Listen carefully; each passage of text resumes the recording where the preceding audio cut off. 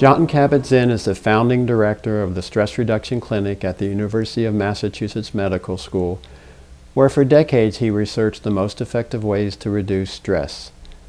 The Mindfulness Based Stress Reduction program, otherwise known as MBSR, was the product of his groundbreaking research and is now having a major impact on the treatment of physical and mental disorders.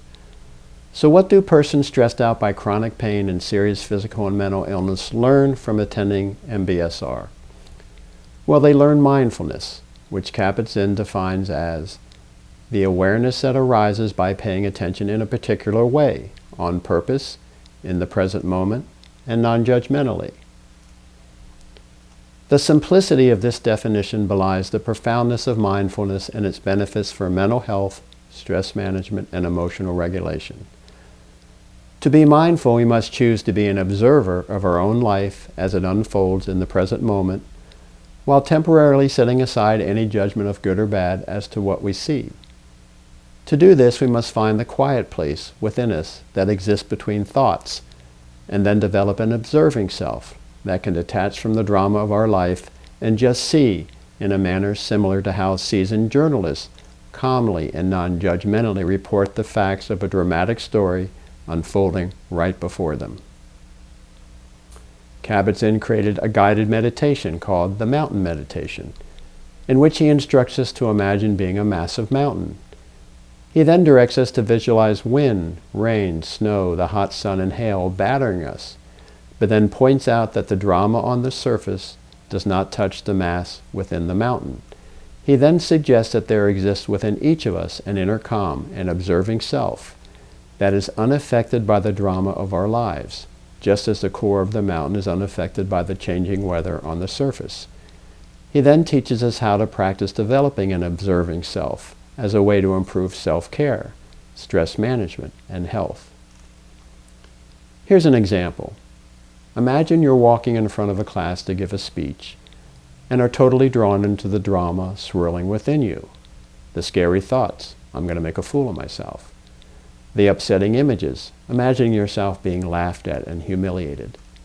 The associated emotions, the fear and panic. And the accompanying body sensations, sweaty palms, shortness of breath.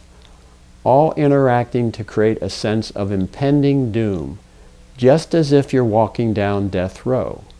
In short, your mind has so distorted the reality of the present moment that you've transformed a relatively benign situation into an execution. This mindlessness, or what Kabat-Zinn calls automatic pilot, is how we often stress ourselves out and make ourselves sick, both mentally and physically. But Kabat-Zinn's research shows us a better way. Now, after some mindfulness training, once again, imagine walking before that same class, but this time being sufficiently aware of your body, thoughts, and emotions to approach the situation mindfully. Thus you begin observing intentionally and accepting your rapid heartbeat, shallow breathing, scary thoughts and images, intense emotions, and even the audience from your calm, observing self, which you've been practicing doing on a daily basis in your mindfulness training. As such, you notice that your breathing is shallow, and then quite naturally respond by inhaling more deeply, which has a calming effect. And by avoiding getting sucked into the scary thoughts and images, you slowly turn off the gas that's fueling the fire of your burning emotions and become even more calm. And now you can actually see the audience.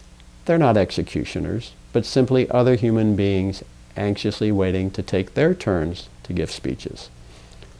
So now you can mindfully begin your speech from the calm place of the observing self, no matter what your thoughts or emotions are telling you. This is how mindfulness reduces stress in our life by allowing us to see situations clearly, so we can respond mindfully rather than react in a knee-jerk fashion. Mindfulness is about seeing what is, so we have the most accurate information possible upon which to base our decisions. Mindfulness replaces denial and distortion with the clarity of observation and acceptance, which leads to wisdom and better choices for ourselves. If you found this video helpful, please click the thumbs up button. And if you want to hear more from me, then subscribe to my channel, Counselor Carl. I will be publishing a new video every other weekend. And if you'd like help in learning to live a more mindful life, then visit my website at serenityoonlinetherapy.com to learn more about me and the online services I provide. And finally, keep paying attention to your life. Until next time.